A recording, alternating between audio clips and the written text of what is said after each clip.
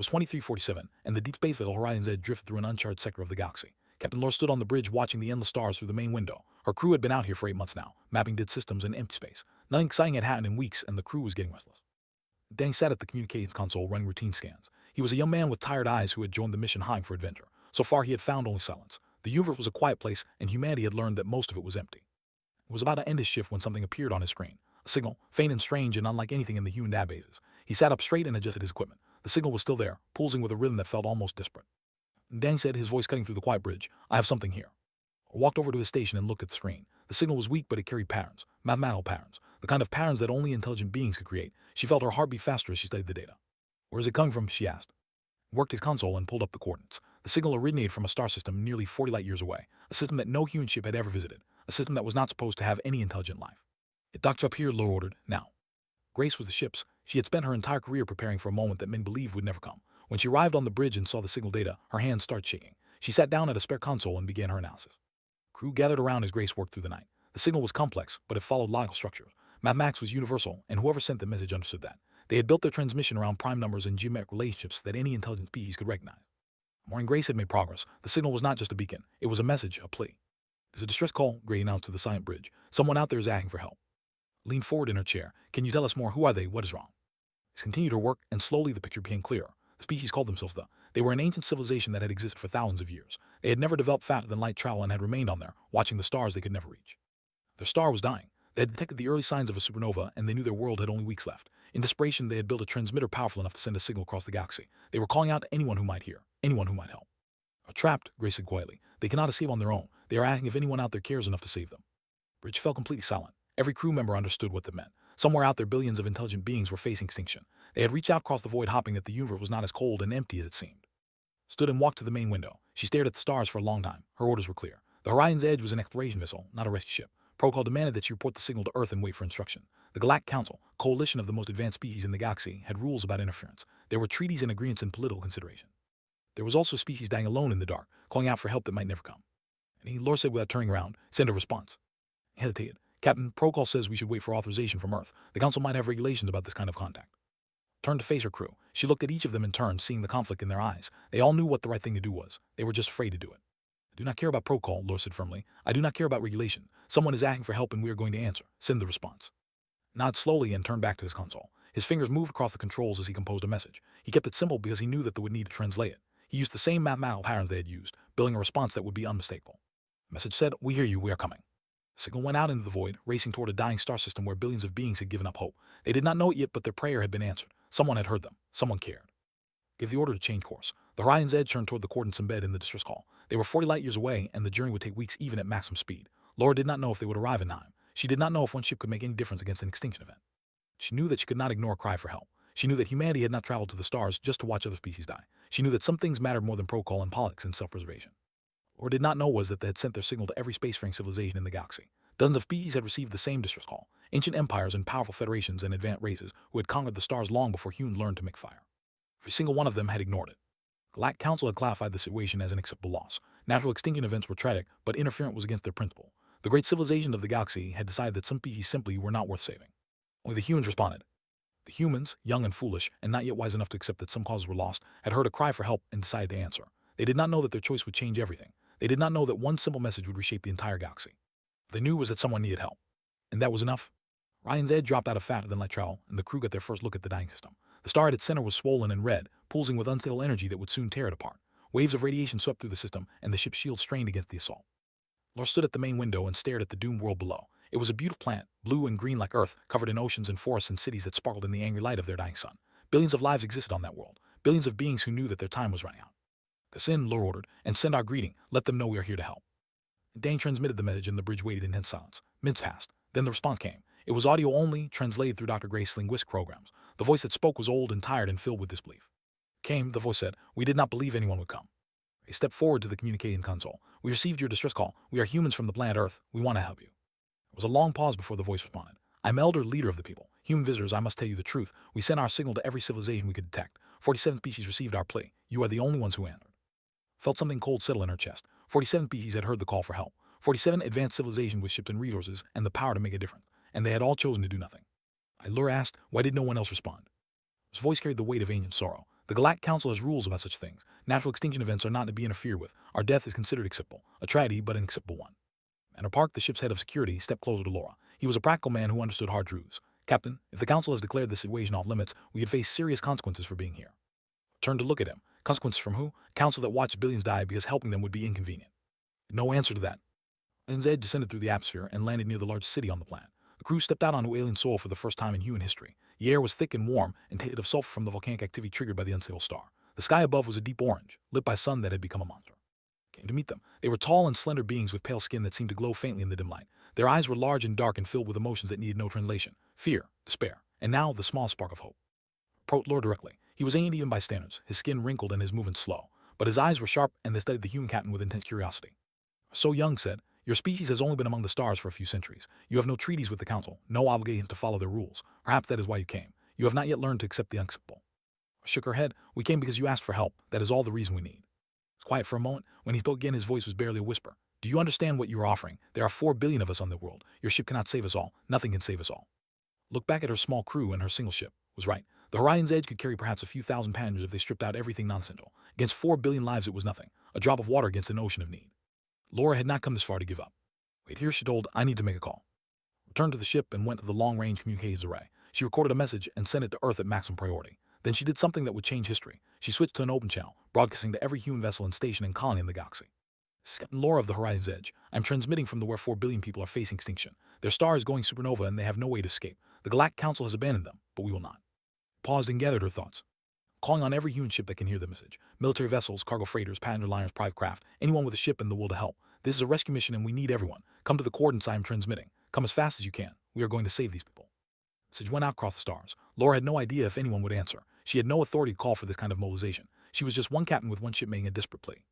On Earth, the message arrived at Fleet Command and caused immediate chaos. Admirals argued about protocol and politicians worried about diplomatic consequences. The Galactic Council sent urgent warnings about violating their principles. The message also reached ordinary people. Ship captains and pilots and engineers who heard a one asking for help saving 4 billion lives. People who remembered why humanity had gone to the stars in the first place. One by one they started to answer. Stood outside the Horizon's edge watching the human captain emerge from her ship. Laura walked up to him and smiled despite the impossible odds they faced. It's coming, she said. I do not know how many will respond, but I know that we will not face this alone. My people do not abandon those in need. Look at this strange young being from a strange young species. Humans were newcomers to the galactic stage. They were not powerful or ancient or wise by the standards of older races, but they had something that the great civilizations had lost. They still believed that every life mattered. I asked, why would your people risk everything for strangers they have never met? Thought about the question. She thought about all the reasons she could give, politics and alliances and future benefits, but none of those were the true answer. Because you asked for help, she said simply, and that is what humans do, we help. Then the dying star pulsed with deadly light. Time was running out, but for the first time in months, the people had something they thought they had lost forever. They had hope. Ships arrived 3 days after Captain Laura sent her message. They came out of faster-than-light travel in scattered groups, their hulls battered from putting their engine beyond safe limits. Military destroyers flew alongside civilian freighter. Luxury passenger vessels traveled with mine ships that had emptied their cargo holds to make room for refugees. Tony Marsh stood on the bridge of the carrier and watched the fleet assemble. He was a veteran of 30 years in the space service, and he had never seen anything like this. Ships were arriving from every corner of human space. Some had traveled for days without stopping. Some had abandoned profitable contracts and important missions. All of them had heard the same message and made the same choice. How many ships do we have now? Tony asked his aide. 417 confirmed, Admiral. More are still arriving. Shook his head in wonder. 400 ships. It was the largest fleet humanity had ever assembled, and it had come together in less than a week. No orders from high command. No government mandate. Just ordinary people deciding that 4 billion lives were worth saving. Planet below, Lore coordinated with Elder to prepare the population for evacuation. It was a massive undertaking. They had never traveled in space before. They did not have spacesuits or emergency supplies or any of the things needed for interstellar travel. Everything had to be provided by the human ships. Engineer Sam Costa worked around the clock converting cargo bays into living quarters. He pulled panels from walls and ripped out non-essential systems to create more space. Every square meter mattered when you were trying to save a civilization. It can fit maybe 12,000 per large transport, Sam reported to Laura. More if we pack them tight and pray nothing goes wrong. Did the math in her head. Even with 400 ships, they could not save everyone in one trip. They would need multiple runs back and forth, racing against a star that could explode at any moment. It seemed impossible. But impossible had never stopped humans before. Away on Earth, Ambassador Wells sat in a conference room facing a holographic display of the Galactic Council. The council was made up of representatives from the 12 most powerful species in the galaxy, ancient races who had watched the rise and fall of countless civilizations. They did not appreciate having their rules challenged by upstart newcomers. Ambassador Wells, said the council speaker, a being of pure energy that flickered with cold light. Your species is violating fundamental principles of galactic civilization. Natural extinction events are not to be interfered with. This has been the law for 10,000 years. Her ground. She was a small one, but she had negotiated with the most powerful beings in the galaxy, and she had never backed down from any of them. Respect speaker, humanity does not accept the concept of natural extinction when billions of lives can be saved. They are not dying from some cosmic accident. They are dying because their star is unstable. They have done nothing wrong. They simply need help. Speaker's light flickered with annoyance. The failed to develop faster than light travel. That is their failing. Civilizations that cannot save themselves do not deserve to be saved by others. Anger rising in her chest, but she kept her voice calm. And what makes any of us deserve anything? We are all accidents of evolution and circumstance. The only thing that separates advanced species from primitive ones is luck and time. The Council was not moved. They issued their warning. If humanity continued the rescue operation, there would be consequences, economic sanction, diplomatic isolation. Perhaps worse, humanity would become an outcast among the stars. Listen to the threats, and then she did something no ambassador had ever done before. She smiled. Let me be clear, she said. Humanity is going to save the. We are going to do it whether you approve or not. And when it is done, the galaxy will see that your laws are not about maintaining order. They are about protecting your privilege to let others die. Ended the transmission before they could respond. After the evacuation began, shuttles descended from the orbiting fleet in waves, landing in every open space on the planet. Human crews helped families board the small craft, carrying children who were too frightened to walk and elderly who could not climb the ramps on their own. Had never seen anything like this. For months they had watched their son grow angrier, knowing that death was coming and no one cared. Now strange beings from a distant world were soaring over their planet, working themselves to exhaustion to save people they had never met. Walked among the evacuation sites, watching humans and work side by side. He stopped to speak with a young human woman named Lisa, who was helping a mother calm her terrified children. I've been working for 16 hours, observed. You should rest. Lisa shook her head without looking up from her work. I will rest when everyone is safe. There is too much to do. Watch her for a moment longer. This small, fragile being could have been anywhere else in the galaxy. She could have been safe and comfortable on her own world. Instead, she was here, exhausted and dirty, comforting alien children she could not even understand. How do you do this? Asked. Truly, what do you gain? Lisa finally looked up at him. Her eyes were red from lack of sleep, but they were also bright with purpose. Nothing, she said. That is not why we help people. We help because it is the right thing to do. Because someday we might need help and we hope someone would do the same for us. Because the universe is cold and dark and the only warmth comes from beings who choose to care about each other. For over 300 years, he had seen empires rise and fall. He had watched his own civilization accept its doom with quiet dignity, but he had never heard anything as powerful as what this young human had just said. The universe was cold and dark, but beings could choose to care. The choice was what made life worth living. Then the dying star pulsed with increasing fury. Scientists estimated they had perhaps 2 weeks before the final collapse, 2 weeks to save 4 billion lives, 2 weeks to prove that compassion was stronger than indifference. When fleets spread across the system like a swarm of determined angels, shuttles flew constantly, carrying thousands of refugees with each run. Ships jumped back and forth to human space, driving off evacuees and returning for more. It was chaos and exhaustion and impossible logistics. It was also the most beautiful thing Elder had ever seen. Eddie had answered the call, and they would not stop until the job was done.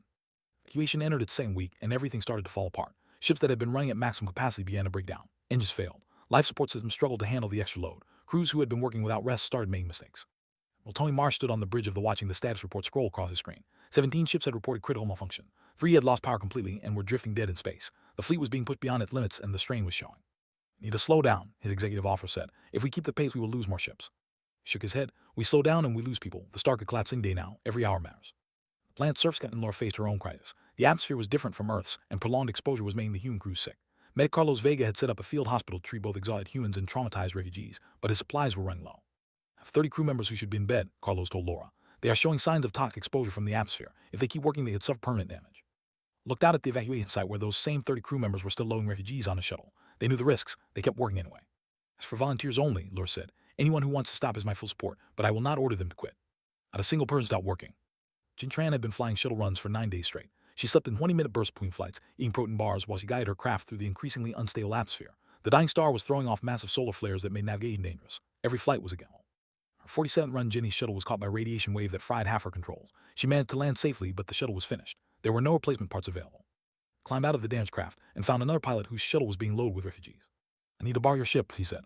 Pilot looked at her bloodshot eyes and trembling hands. When did you last sleep? Does not matter if there are people waiting. Pilot handed over the controls without another word. Orbit the transport vessel Bright Hope suffered a catastrophic engine failure while carrying 8,000 refugees. The ship began losing atmosphere and drifting toward the unstable star. Captain Cole ordered an immediate evacuation, but there were not enough pods for everyone. The only choice he could. He sealed himself in the engine room and worked to restore partial power while his crew evacuated the passengers. The radiation levels in the engine room were lethal. Knew he would not survive. Got the engines working again. Bright Hope limped to safety and 8,000 refugees survived. Cole died 3 hours later from radiation poisoning. He was the first human to give his life in the rescue operation. He would not be the last. The planet Elder watched the human ships come and go with growing amazement and growing sorrow. These beings were destroying themselves to save his people. Their bodies were failing, their ships were breaking, and still they kept coming.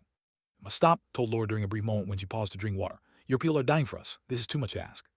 Set down her water and looked at the ancient alien. Her eyes were sunken from exhaustion, and her hands shook from stimulant medication, but her voice was steady. We did not ask, she said. We chose. There is a difference. Day 12, the scientists delivered the worst possible news. The star was collapsing faster than predicted. They had hours, not days. The evacuation was only 70% complete. Over 1 billion were still on the planet. Well, Marsh made a decision that violated every safety regulation in the fleet. He ordered all ships to maximum capacity, far beyond what they were designed to carry. Corridors became lift spaces. Cargo holds packed with refugees stood shoulder to shoulder. Ships that should carry thousands now carried tens of thousands. If those ships have any problem, they will become death traps, his executive officer warned. If we leave those people behind, they are dead anyway, Tony replied. Load them up. Final hours were chaos. Shuttles flew without rest, their pilots barely conscious at the controls. Ground crews literally carried refugees up the ramps when the crowds became too thick to walk through. Every second counted and everyone knew it. Found Elder standing alone on a hill overlooking the last evacuation site. He had refused to board any of the early shuttles, insisting that he would leave only when his people were safe. It's time, Lore said. The last shuttles are loading now, you need to go. Look at the sky where the sun had become a blowed red monster, its surface churning with the forces that would soon tear it apart. He had been born under that star. His ancestors had lived under it for 100,000 years. Now it was dying and taking everything he had ever known with it. I'm old, said quietly. Perhaps I should stay. Let the young ones have a place on the ships. Or grabbed his arm with a strength that surprised both of them. No, your people need you. They need their leader to help them build a new life. You do not get to give up now. Into her exhausted, determined eyes, and saw something he had never seen in any of the ancient species who ruled the galaxy. He saw someone who truly believed that every single life mattered. Very well, he said, let us go. The shuttle lifted off just as the star began its final collapse. Laura watched from the bridge of the horizon's edge as the planet below was consumed by fire. 4 billion people had lived there. 94% of them were now safe aboard human ships. The other 6% had not made it. 200 million died in the final collapse. It was a tragedy beyond measure, but it was also 3.8 billion lives saved. 3.8 billion people who would have died if humanity had done nothing. The fleet jumped to safety. Laura finally allowed herself to collapse into her chair. She had not slept in 4 days. She had pushed herself and her crew beyond anything she thought possible, and it still had not been enough to save everyone. But it had been enough to save most of them. And that would have to be enough. A year had passed since the evacuation. The galaxy was still talking about what the humans had done. Laura, promoted for her leadership during the crisis, stood on a balcony overlooking New City. The colony world that humanity had offered to the refugees had transformed in 12 months. What had been empty grassland was now a thriving settlement of 3 million, with more arriving every week as they spread out from the temporary camps that had housed them after the rescue. The city was beautiful. They had incorporated human architecture with their own ancient styles, creating buildings that seemed to grow from the earth like living things. Gardens filled with alien plants lined every street. Children played in parks while their parents worked to build a future they had never expected to have. Walked slow through the streets, greeting his people as he passed. He was even older now, his body weakened by the stress of the evacuation year, but his eyes were bright with joy whenever he looked at what his people had accomplished. He found Laura at her usual spot on the balcony of the administrative building. She spent a lot of time there, watching the seed grow. You should be resting, said as he joined her. The doctors say your body still has not fully recovered from the rescue. Laura smiled. The doctors worry too much, I feel fine. It was a lie, and they both knew it. Laura had pushed herself so hard during the evacuation that she had caused permanent damage to her health. The stimulants and the toxic atmosphere and the weeks without proper sleep had taken their toll. She would never be as strong as she once was. He did not regret a single moment of it. Received a message from Ambassador Wells in the morning, Laura said. The Reformed Galactic Assembly is meeting next week. They want you to speak. Slowly, the galaxy had changed dramatically since the rescue. The Galactic Council's decision to abandon them had not gone unnoticed. Dozens of smaller species who had always feared the great powers now saw them differently. They saw cold beings who would watch billions die rather than break their precious rules. A coalition had formed around Earth, species who believed in mutual aid rather than non-interference, species who had been inspired by watching a young civilization sacrifice everything to help strangers. The old council still existed, but its power was fading. The galaxy was choosing a different path. What should I say to them? Asked. I thought about it for a moment. Tell them the truth. Tell them what happened and what it meant. Tell them what you learned about humanity. I learned many things, said. I learned that your species is stubborn beyond reason. I learned that you do not know when to quit. I learned that you will destroy yourselves trying to help others. Paused and looked out at the city his people had built. Learned that those are not weaknesses. They are the greatest strengths any civilization can have. Assembly Hall was packed with representatives from over 100 species when Elder took the stage. Humans and sat together in the front rows. Behind them were dozens of other races who had joined the new coalition. Even representatives from the old council powers were present, watching warily. For nearly an hour, he told the story of the distress call and the silence that followed. He described the despair of watching his son die while the great civilizations of the galaxy did nothing. He talked about the moment when a single human ship appeared in their sky, the first of hundreds that would follow. He sent our plea to 47 species, said. 47 advanced civilizations with the power to help us. Only the humans responded. Only the humans, the youngest and weakest of the spacefaring races, cared enough to try. Looked directly at the old council representatives. Laws say that natural extinction events should not be interfered with. You call it wisdom. You call it respect for the cosmic order. But I have seen what your wisdom looks like. It looks like watching children die because saving them would be inconvenient. The hall was completely silent. It taught us something different. They taught us that true civilization is not measured by how much power you have or how many systems you control. It is measured by what you are willing to sacrifice for others, by your willingness to answer when someone calls for help.